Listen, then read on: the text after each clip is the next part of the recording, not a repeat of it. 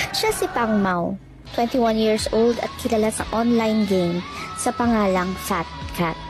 Magaling siyang gamer at dito siya kumikita ng malaki.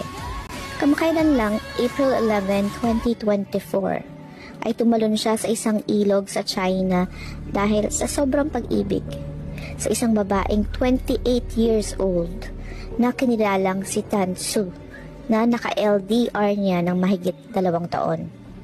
Dahil nasa magkabilang panig sila ng China, nakikita lamang sila tuwing may importanteng okasyon. So, over the course of 2 years, ginamit ng babaeng ito ang pangako nilang pagpapakasal para makahut-hut ng pera ng more than 4 million pesos kay Fat Cat. Now, habang papalapit na yung date ng kanilang kasal, ginawa ng lahat ng babaeng ito para